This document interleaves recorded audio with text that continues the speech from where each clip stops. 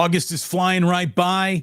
Tuesday, August 29th already. Welcome back to the Plus. Welcome back to the Damon Bruce Show. Great to see so many familiar names and friendly, avatars in the chat as always. Good to see so many of you. And let's be totally honest. It's basically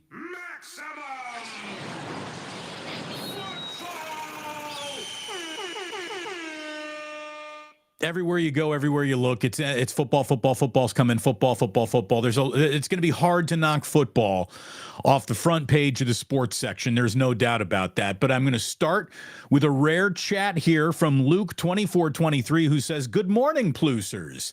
Man, watching Kyle Harrison was fun last night, and I agree with you so much, Luke, that is indeed where we are starting today's show. And it is NFL Cutdown Day, and it's still Where's Nick Bosa Day. And we got some 49ers stuff to get to for sure. We got some other NFL things going on that is going to make maybe the 49ers path through its own division a little bit easier if we got two teams that might be wrestling each other to tank for Caleb Williams. But we'll get to all that in a second.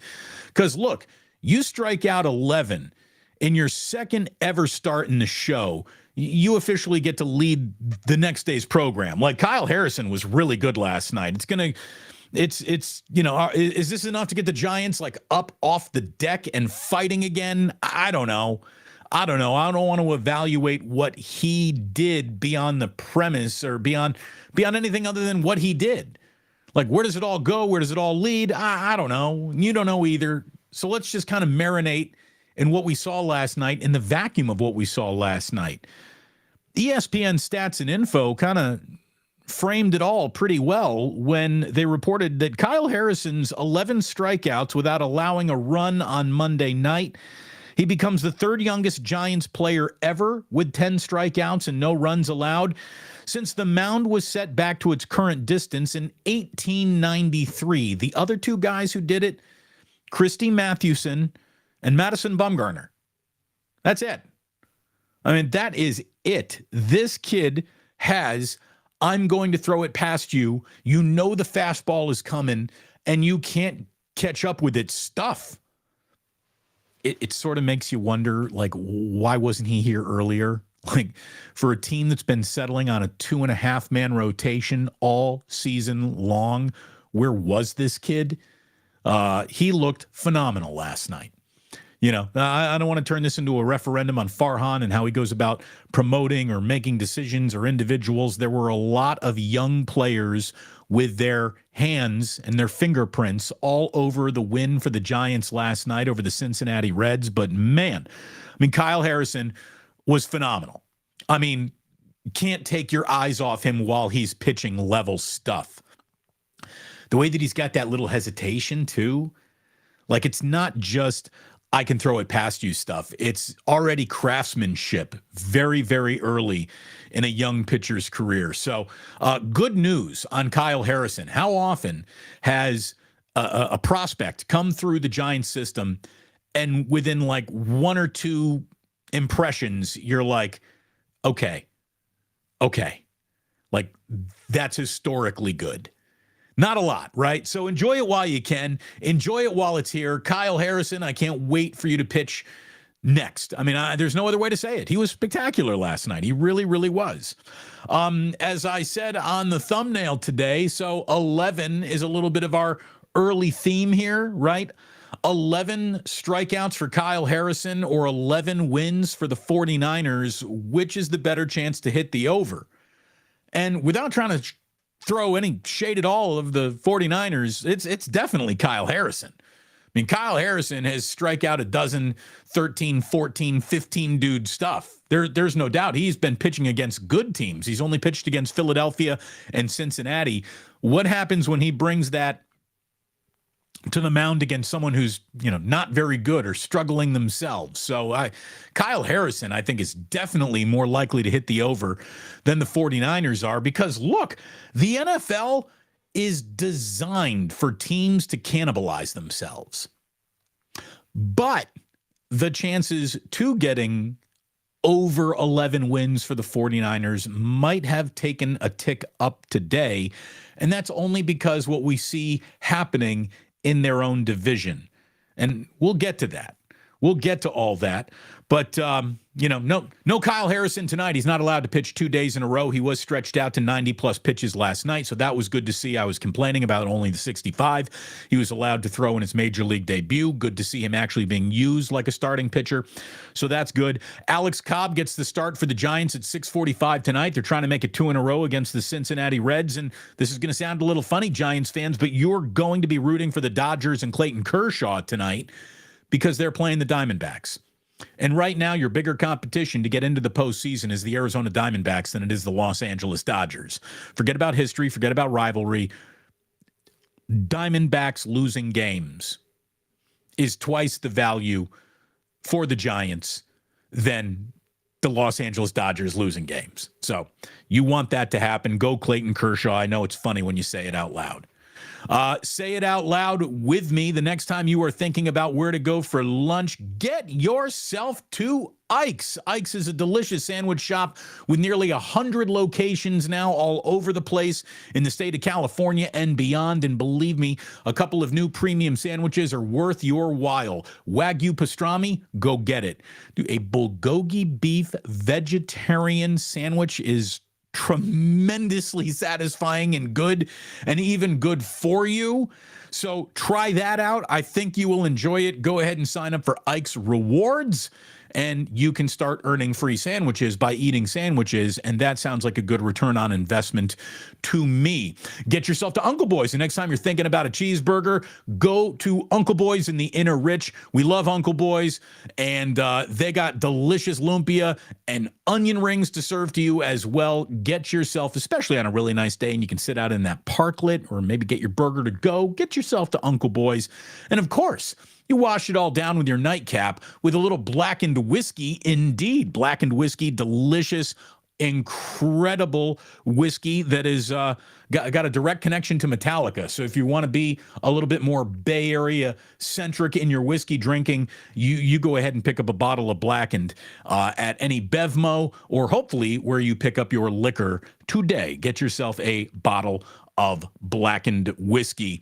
And we welcome bottomlinebets.com for the very first time on Friday night. Go ahead and check out Bottom Line Bets.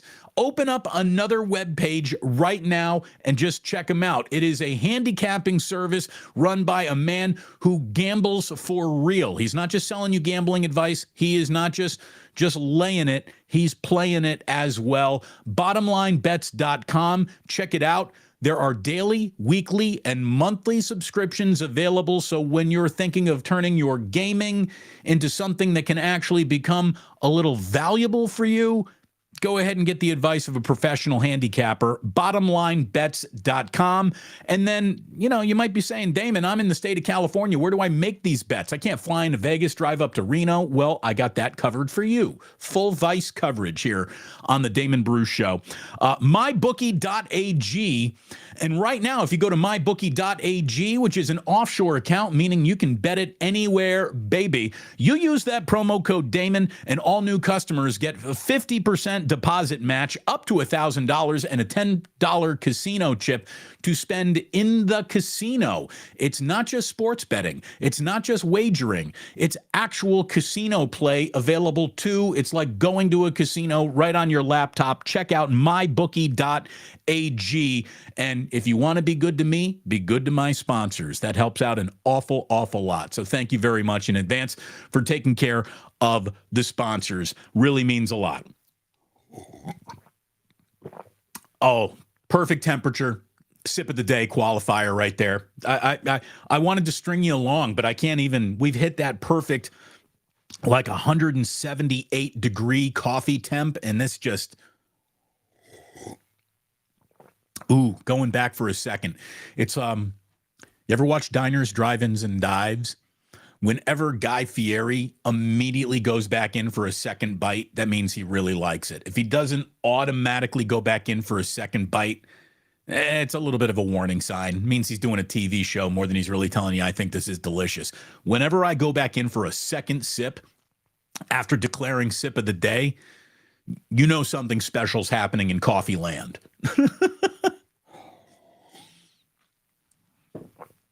So check out bottomlinebets.com and make your bets, if you would please, at mybookie.ag. Use promo code Damon to grow that account. So look, I don't know if you were on Twitter today. Were you on X today? Ugh, no one says that. Stop trying to make fetch happen. Do you see what Jimmy Garoppolo said about the 49ers? I mean, he didn't say much, but he said an awful lot, and not saying much about the 49ers. There was somebody interviewing him for a video, and the question was simply like, hey, how do you think San Francisco handled that Trey Lance situation? And Jimmy answered with a question where he asked the interviewer, well, how do you think they handled it? And then he flashed that $1 million smile of his. Jimmy knows what he's doing. Jimmy knows. First of all, Jimmy can get any beat writer or radio guy eating right out of the palm of his hand when he's camera facing, and he can hit you with that smile. Like, I already saw a stream of 49er fans are like, oh, dude, Jimmy's cool again. We want Jimmy back. When asked about the Trey Lance development, Jimmy Garoppolo said, and I quote, they do a lot of weird things in San Francisco, as he was talking about the quarterback. He didn't come right out and say, you know, I was mishandled or Kyle doesn't know what he's doing, but he certainly alluded to it. And I tell you, this is going to be a fascinating year when it comes to evaluating Kyle Shanahan, not only through the prism of success of Brock Purdy and the 49ers, which obviously matter the most, but what happens to the quarterbacks who are no longer associated with the Niners or Kyle Shanahan. Like, it's going to be fascinating to see what Derek Carr becomes with the Saints if you're a Raiders fan, right? You're a Raiders fan, you're complaining like, oh, Derek Carr, even though he's thrown for more yards and is the statistical record holder for just about every single passing record the Raiders have, he's the problem. He's got to get out of here. It's not a defense that gives up 30 points a game. It's Derek Carr. He's the problem. He's got to go. Well, he's gone now. Replaced by Jimmy G, who you mocked mercilessly when he was the 49ers starting quarterback. So what is that all about to look like? There's going to be a lot of fans out there rooting for a guy they used to root against, right? Or rooting against a guy that they used to root for. The Jimmy G free and clear of San Francisco experiment that's going to be run in Las Vegas will be fascinating. Not only fascinating based on what the Raiders are doing, but fascinating based on what does Garoppolo look like without Kyle Shanahan lording over him as his head coach?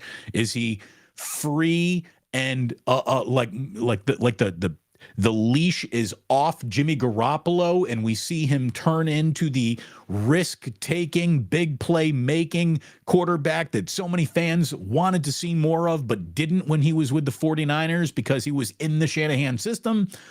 Or will he, like so many other quarterbacks who leave Kyle, basically live a life of a backup at best, right? Trey Lance being free and clear of San Francisco, I don't think we're going to get too many data points of what he's going to turn into this year. I think he's in a worse position to play in Dallas than he was in San Francisco, but that's something for the Cowboys to now figure out. But what becomes of Trey Lance is obviously going to be attached to Kyle. And as we said in yesterday's show, the two of them, even though they're never going to be on the same team, they will be linked together forever. That is a permanent marriage. The decision to draft Trey Lance and then cut Trey Lance means Trey Lance is going to be tied directly to Kyle for the rest of Kyle's life. That's the way that goes. Amazing out-of-town fantasy quarterback watching if you're a 49ers fan, right? Now, when you go back and you look at every single quarterback that did play for Kyle, the best that they played in their careers was from Kyle. And then when they went to go take their wares elsewhere, not a lot happened. So Kyle's got a lot of history on his side. You know, when we say quarterback whisperer, I guess there are different kinds of quarterback whisperers. There are quarterback whisperers who take totally unrealized balls of clay and turn them into actual quarterbacks. And then I guess another type of quarterback whisperer would be someone who takes an unrealized promise and turns it into the best version of itself. And those are two totally different things. To go from 0 to 5 as opposed to going from 5 to 10, those are two different versions, right? Two totally different jobs. Well, think about who Kyle's had and what they've done without Kyle since leaving the 49ers. So back in 2017, it was Brian Hoyer, CJ Beathard, and then eventually Jimmy G, right? Nick Mullins and C.J. Beathard and Jimmy G in 2018. 2019, you actually got 16 starts from Garoppolo and you win the NFC. In 2020, it's Mullins, C.J., and Jimmy G, so it's kind of the three of them together. So now Brian Hoyer is the odd man out. And we really haven't heard anything about Brian Hoyer since he left the 49ers. He's not a very good quarterback, never was, never will be. He's a backup. Mullins and C.J. Beathard have definitely entered the realm of permanent you top out as backup type of NFL quarterbacks. And we'll see whether or not Jimmy Garoppolo really is a starting quarterback somewhere else without Kyle Shanahan in his ear showing how to do it, right? Like if Garoppolo cooks with the Raiders, like what if Jimmy G has the best season he's ever had with Josh McDaniels and the Raiders, right? Won't that be a little awkward for Kyle? Won't that look bad for Kyle? You bet it will. And Trey Lance, again, if he ever turns into a Cowboys starting quarterback one day, just right there, Kyle's going to look a little foolish. So again, the out-of-town scoreboard watching, the out-of-town fantasy quarterback stat watching that 49er fans get to do this year is something else. Can they get above 11 wins? Like, I'm going to tell you right now, if you walked up to me and sold, Damon, I'm going to sell you 11-6 as the 49ers record right now. You going to buy or are you going to walk away hoping for more? I would buy 11-6 right now. I think every smart 49er fan would buy that too. 11-6 might not mean you're hosting the NFC title game, but you probably are, because that 12-win threshold, look, it's just really hard for any team to get there. It's going to be hard for all the best teams in the AFC that, have a loaded roster and the coach and the quarterback and everything you think you need to reach a Super Bowl. We're talking about the Chiefs, the Bengals, the Bills, maybe even the Jets, although I got to see that before I believe it. It's going to be hard for anyone to get to 12 wins. The league cannibalizes itself. It's intentionally hard. It's intentionally set up for any given Sunday to be a reality for any team out there, no matter how good you think they are coached or quarterbacked or anything.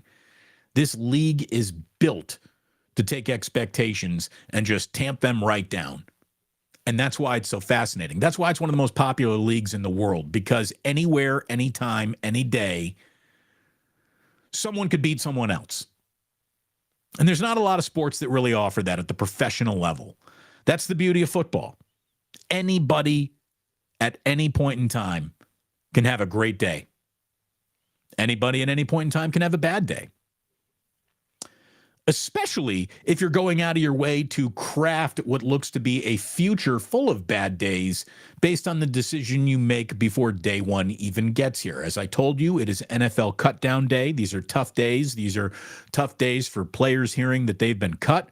Tough days for agents that promise players a brighter future in certain situations. It's a tough day for coaches who have to be the bearer of bad news over and over and over again. These are rough days. The Arizona Cardinals today cut Colt McCoy. They cut quarterback Colt McCoy, and they haven't named a week one starter. If the 49ers are going to get to 12 wins, they will have swept the Los Angeles Rams, and they will have swept the Arizona Cardinals. Like, that's 4 wins right there. And if you're going to get on your way to 12, you better have those 4 in hand. How do they top out at 11? Well, you lose in Arizona. You lose 1 game to the Rams. That's how you end up with 11 or 10 wins. You want to get to 12? You're sweeping and then hopefully even sweeping the Seahawks. But that's always a you win one, they win one. At least it feels that way. Even though it wasn't that way last year. Anyway, you know what I mean. The Seahawks are always a tough out somehow, some way. That's the way it goes. And it's always like that for Arizona, unless, of course, Arizona's full-on tanking for Caleb Williams. It feels like Caleb Williams has identified himself, and other teams are starting to identify him as so far and away one of the best prospects to come out that there could be some tanka going on for Caleb Williams, and it could happen with two teams in the NFC West. It could be a decision that the Rams are kind of making. It could be a decision that the Cardinals are kind of making. So this is going to be interesting. Can't wait for football to get here for real. Oh, yeah. It's coming. It's on its way. But before we get to maximum football, painful football is what's out there right now for everyone involved in the NFL. These days are brutal. 2 tough days in the NFL, cutdown day. And it doesn't end for guys when the cutdowns are over if you think you just made the team. It doesn't. Because even though you thought you made it, doesn't necessarily mean that you made it.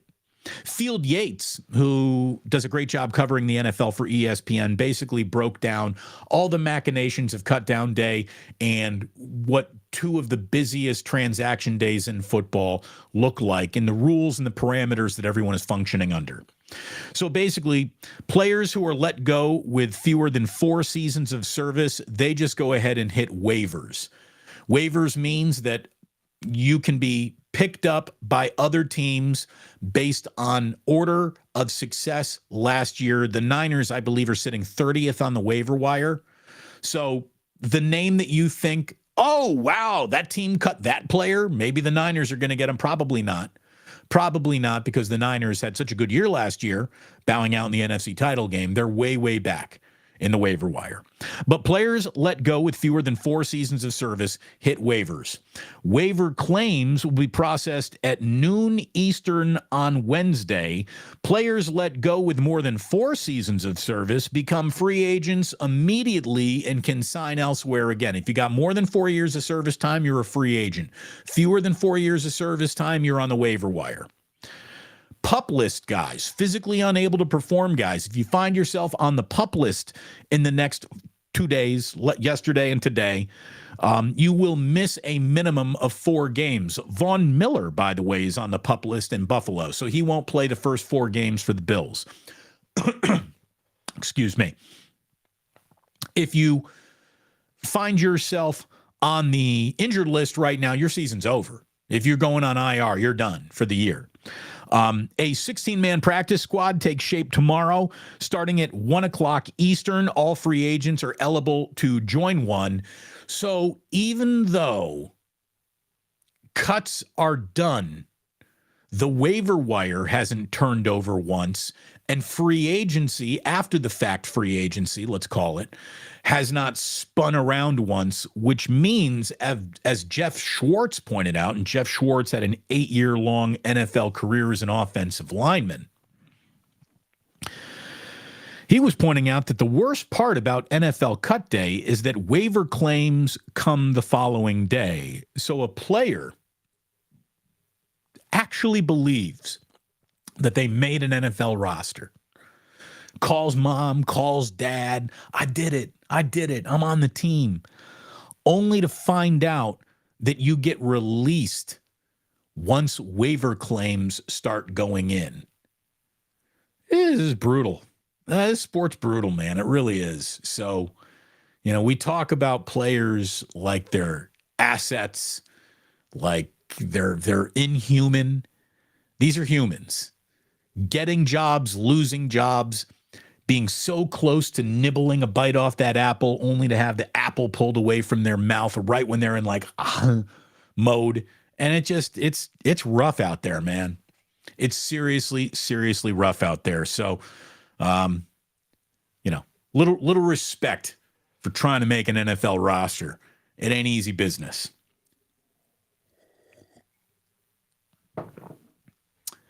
We will get into Club Plus in a little bit. We will never waste your time. We will never drag you through a show that is just trying to hold your attention span.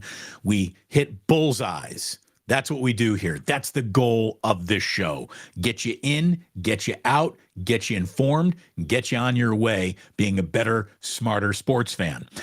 There is quite a bit of noise around Cal and Stanford now getting closer and closer to joining the ACC. Mike Silver has been reporting on this for the San Francisco Chronicle. Hopefully Mike Silver will be a guest soon here on the Plus. We've been in conversation about the best time for that to happen. Eamon Brennan, who writes a Substack and really covers college basketball more than he covers any other sport, is writing about Cal and Stanford getting close to joining the ACC as well, saying that Pete Thamel, who is a college football writer, reported that continued momentum is happening in the halls of the Atlantic Coast Conference towards adding Stanford, Cal, and SMU. Southern Methodist would also come aboard. After a week of conversations, a source told ESPN that the details of potential additions are only in pencil, but it's trending in the direction of happening. One of 4 ACC schools that had previously objected to the additions, Clemson, Florida State, NC State, and North Carolina, needs to change a vote. And if one of those votes goes from no to yes, expanding the ACC to include both Cal, Stanford, and SMU could become a reality. Well, the meeting to decide whether or not that was going to happen was supposed to take place on Monday night. And out of respect for an on-campus shooting, welcome back to school, everybody, at the University of North Carolina, they decided to delay that meeting. It hasn't been rescheduled yet. But all I can say is that any holding on dearly to academic standards that Cal or Stanford wants to function under while joining the ACC, you're just bullshitting everyone. You are absolutely bullshitting everyone about your commitment to academia, which a noble cause indeed trumps anything that's going on in terms of athletics. You can't claim to be a education first major college football institution and be looking to put your student athletes on charter planes for 6 to 8 hour flights to get to the other side of the country to play field hockey. You can't do that. You can't say that academics is what you are doing first and foremost and put your kids in situations like that. So if Cal and Stanford take this ACC deal, I mean, that's it. Like the last 2 holdouts of school really matters will have basically said, nah, not really. I mean, come on, man. We see what's going on. We see right through you. We see right through you.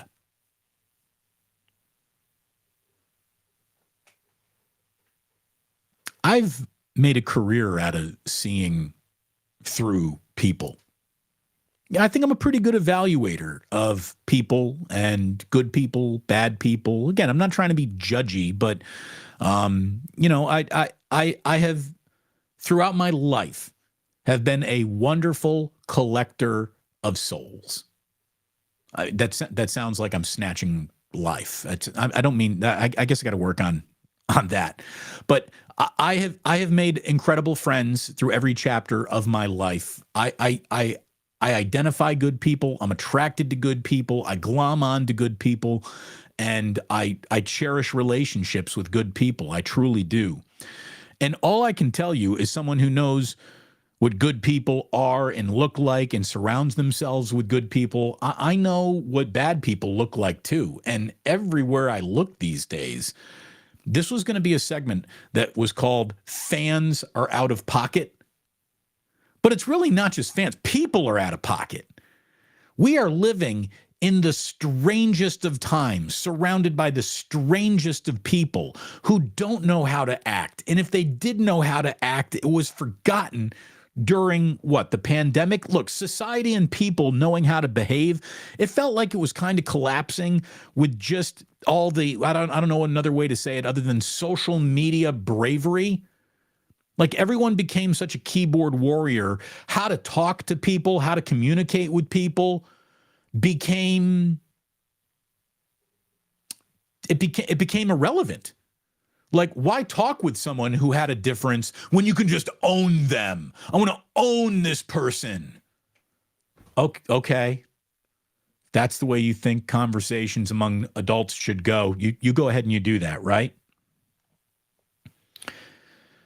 Well, coming out of the pandemic, going into the pandemic, it was getting bad. Coming out of the pandemic, we can just look all around us. It's getting worse. I read a story today about how some 15-year-old girl stabbed another girl to death in Washington over sweet and sour sauce at a McDonald's. Like, people are just out of their fucking minds these days. It's to the point where people don't even know how to function in polite society. Like, I was just on an airplane. Getting on or off an airplane right now feels like the 10 minutes before or after a big bar fight breaks out. Like, you're just waiting for something to pop off. Between all the MAGA idiots in the world, all the Karens out there, all the people who think that they have the right to film anything, anyone, anywhere for their own TikTok accounts, to all the people who think that they have the right to not be filmed everywhere all the time. It's just, we have a clash of assholery that is bigger than any clash of assholery American society has ever seen right now. Airplane etiquette is out the window. Bar etiquette has gone kind of out the window. Concert venues, people sort of know how to behave. Football games, we've always had fights at football games. We always will have fights at football games. But this brings me last night to Coors Field in Colorado. Did you see what happened last night in Coors Field? You had a fan just walk out on the field there to get a selfie with Ronald Acuna. Obviously, the Atlanta Braves were in town. So you get the Braves in town, Acuna's out there, and some fan walks up to get a selfie with Acuna and just starts hugging him and won't let go, to the point where now here comes security. Security's out there. You had one person sort of like wrestling the person away from their shoulders. You had another security member dive, trying to get in between Acuna and the hugger, and like he's diving in Acuna's legs to the point where Acuna gets knocked over. Then a second fan comes out on the field, and it was just like, if you were working left field security in Colorado last night, you should be fired. You did a bad job. You did a bad job. You did a bad job not preventing it, and then how you broke it up. You did a bad job there too. Obviously, all of this bad jobbing on security starts with bad behavior of people and fans. It's crazy, though. You get security guards diving at Ronald Acuna's legs. Like, here's the thing. We're living in a world of untrained everyone. Just because that person is working security, wearing a yellow "I'm security" detail tonight, it doesn't mean that they know how to handle anything. And honestly, for the amount of money that they're making, they shouldn't have to put themselves in harm's way to handle anything.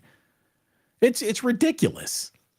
I mean, we got a world now where basically store employees are told, like, yeah, if someone comes in here and just starts robbing you blind, just let it happen. Because you never know where the nut job is going to really show you how much of a nut job they really are.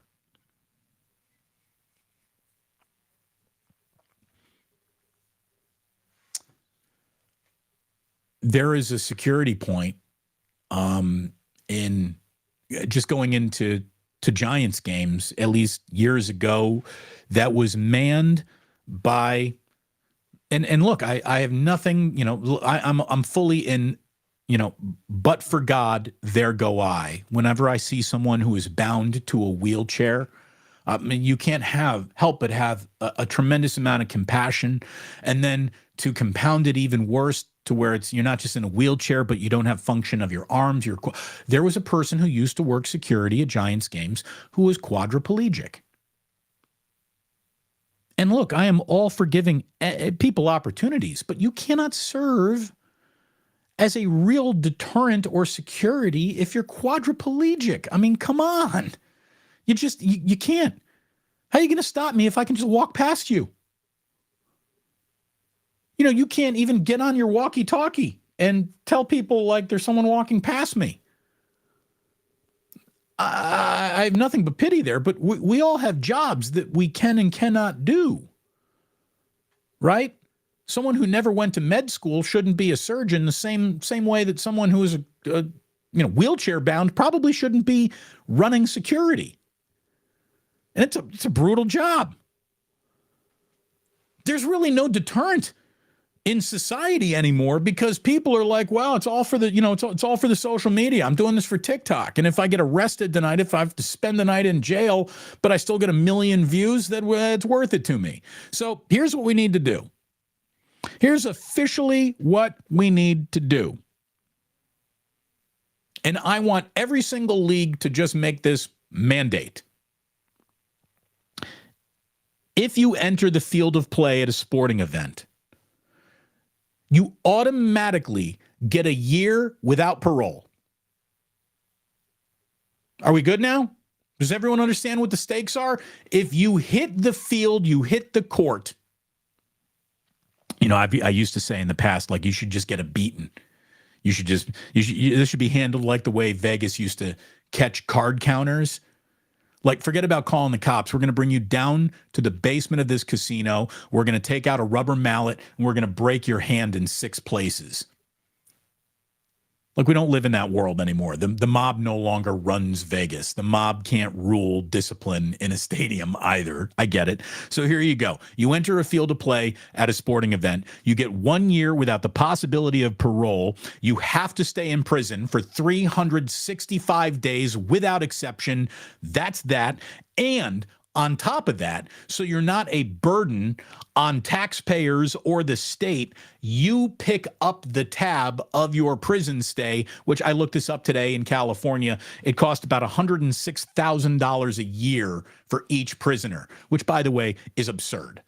But there you go. So not only do you get a year in prison, but you get a $106,000 fine attached to it to pay for your prison stay. Like, we're going to have to start getting medieval on people's asses without actually physically harming them to send a message to a society that is so off its frickin' rocker these days that you don't have a right to be out here. Like, I don't care that social media told you you're special. You ain't.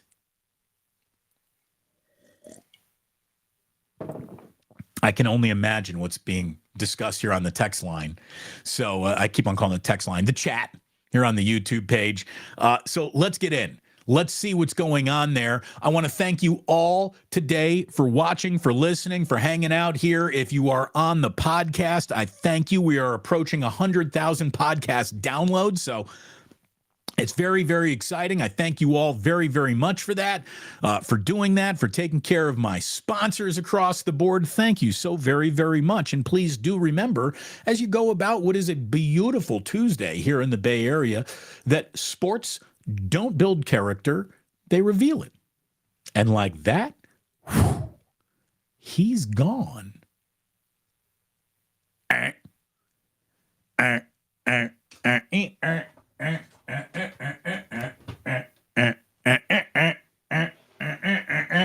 Yeah.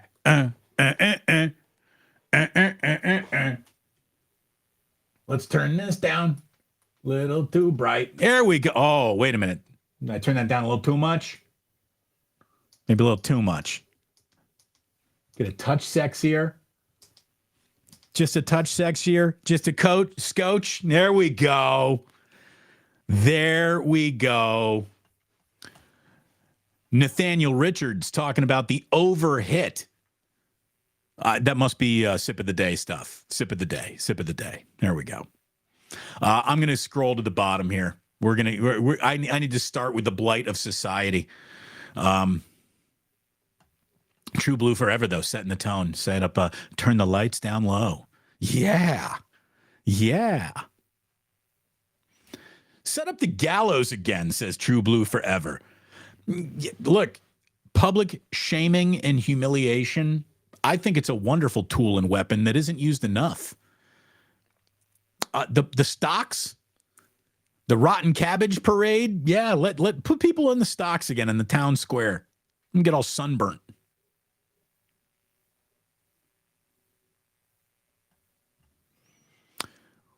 Rockin' New Era 84 says, how about that lady who walked across the Tour de France last year? Yeah, she just decided she was going. I mean, it's insane, right? But here's the thing. I can't be responsible for France as well. I can only handle dipshit fans on my own continent.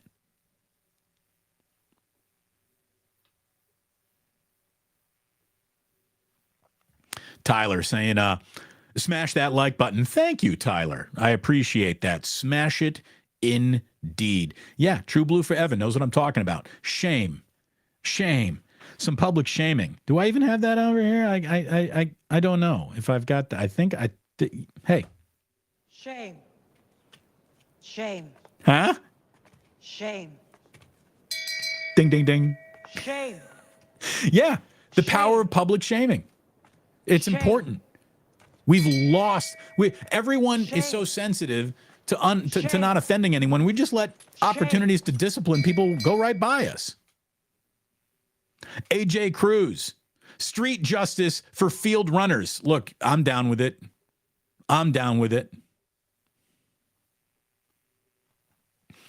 Ooh, we're already amending the skills report. Damon, how about a second year if you make contact with anyone on the field, excluding security? Yeah, absolutely. Dude, if you go on to the field of play, what you are telling me implicitly is you don't understand how society works.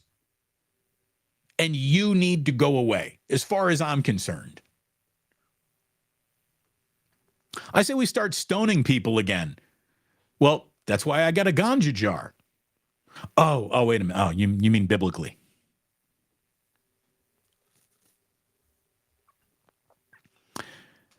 Eric, you can't put people in prison anymore, Damon. It hurts their rights. Well, that's the thing. If you're not going to behave properly, I don't think you should even have rights.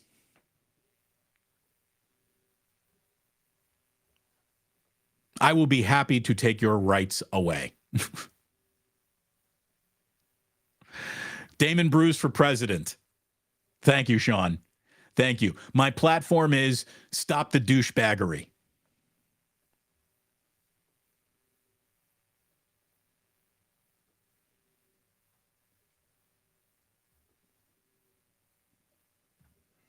Skills. 1 year without parole. People are way too lenient with these people. Bill Spires, Tom Gamboa would agree totally. Yeah, that's right. I remember when the Legee brothers beat up Tom Gamboa. I mean, look at this is how nuts society is. There were two people shot inside of the White Sox ballpark, and it's hardly even news. There were two gunshot victims inside a major league ballpark. You can't even really see much about this story. It wasn't even really picked up. They don't know if the shots came in from inside the stadium or outside the stadium. They don't even really know. Can't figure it out. Dude, it's nuts out there. It's freaking nuts out there.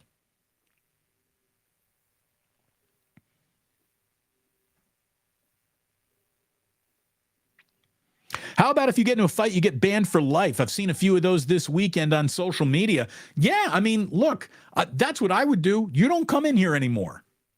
You're not allowed in here any longer. Your business is easily replaced by someone else willing to buy this ticket and not get into a fight.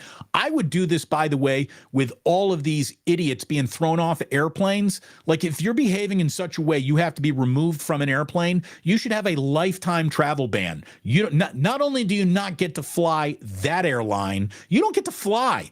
You're not allowed in the airport. You got somewhere to go? Bus tickets are inexpensive. Congratulations. You're going Greyhound. I have no tolerance for people who are so wrapped up in their own displays of emotion that the amount of asshole that they want to be, they think trumps any other emotion happening in the room. It's nuts. Everyone's seen that lady on the airplane who's like screaming about the other person being imaginary or not even there. Like, lady, you need to be put in a rubber room. Have a bad day, off your meds. I don't care. We're going to deal with this in the vacuum of what you did and where you did it. Again, to me, if you go out of your way to delay anyone's flight, I would go death penalty on that.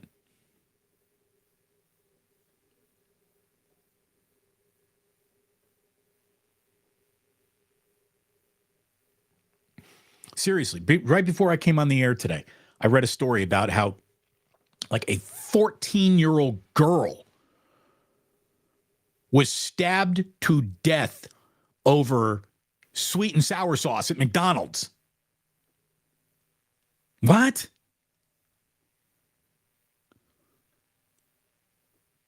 What are you going to do? Well, she's only 14, so you can't try her like an adult. No, if you're willing to stab to death at the age of 14, I don't think we don't need you around. Sorry, your life brought you to this moment, but you can't function in the world if you get homicidal over sweet and sour sauce.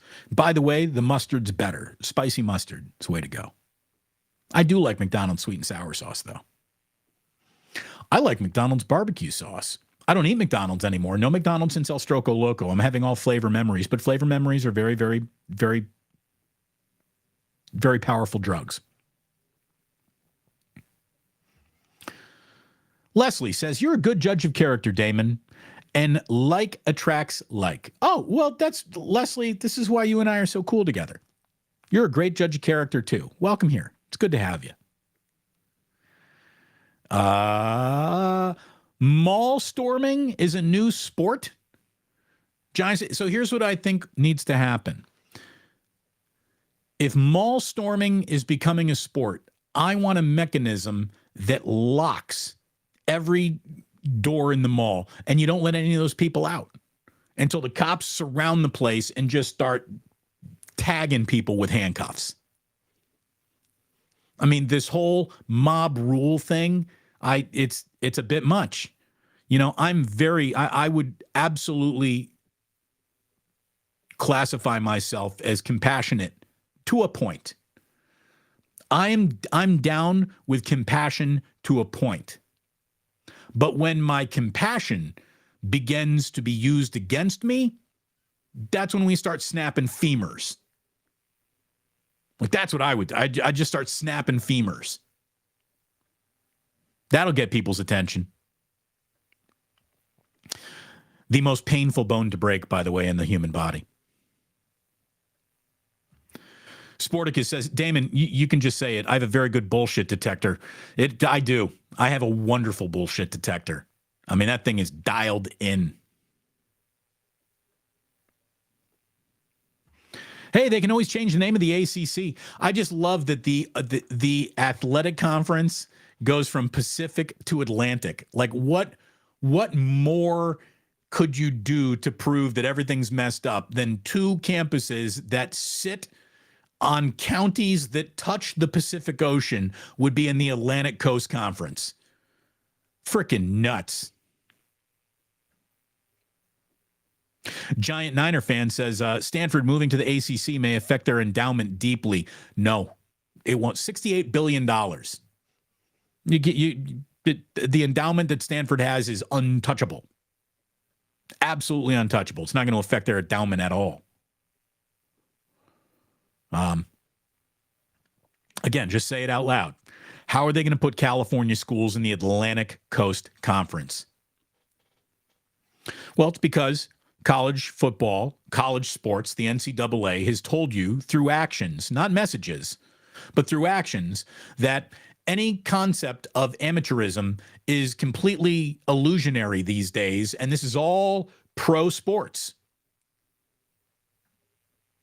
Every single kid playing major college basketball or major college football should be regarded as an on-campus employee.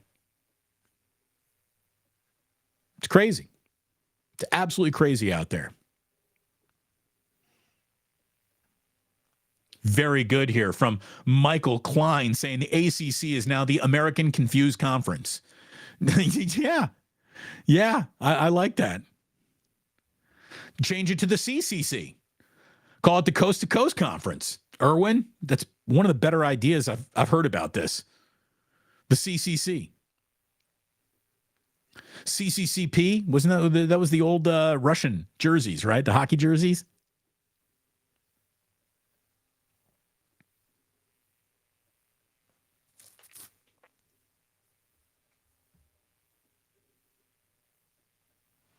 I mean, we'll see what happens. Nothing's been decided upon, but it sounds an awful lot like Stanford and Cal. Here's what's funny. Stanford and Cal are playing this we can't be without each other situation, and they're going to get to the big game this year, and that will be played in front of 28,000 semi-interested fans, right? I mean, like wait until the ACC is flying across the country. Florida State shows up to play in front of 18,000 fans at best at a Stanford game. That's going to be weird and embarrassing.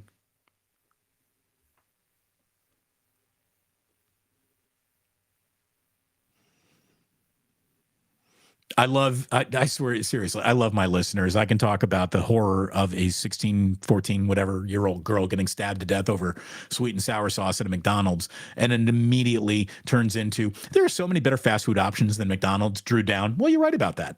You are right about that. Otis Bird III, our fearless chat leader, says, In-N-Out, Shake Shack, Super Duper Burger, Uncle Boy's, Burger King, to some extent. Yeah, I don't think I'd go throw Burger King in the might be better. Wendy's, maybe, although I haven't eaten there in a really, really long time. I don't do any fast food anymore. And that's why I have such a runner's body.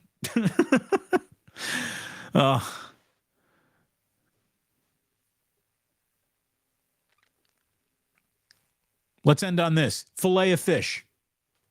Irwin, just filet of fish.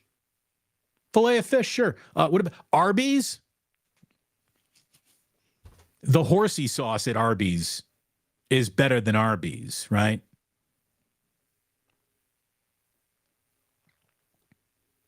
I think we got enough. No Long John Silvers? I haven't seen a Long John Silver since like 1993 anywhere. So I don't think they're out there anymore. I can't find them. I don't know where they are anyways.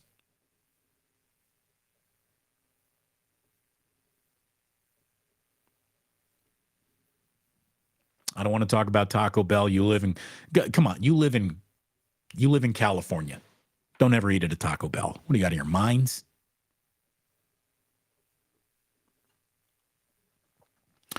Damon, can we bring out the tasers to people who run on the field to play? Yeah, dude, set your guns to stun. Yes, tase them all. Tase them all.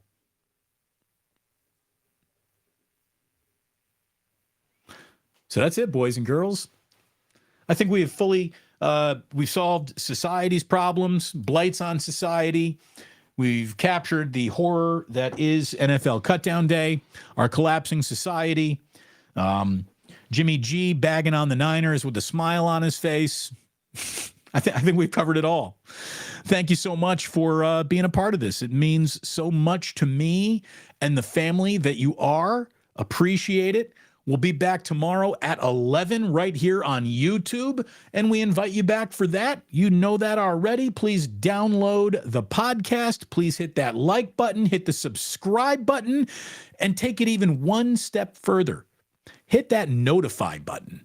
You hit that notify button, you won't miss a single thing from yours truly. Or, if you got to skip it because you're busy, that's fine. But you'll know it's there for when you unbusy yourself and you're ready to just hop back into the plus. Thank you very much for tuning in, and please do remember that you don't have to go home. That's not where this day ends. Not for you anyways. You don't have to go home. You just can't stay here.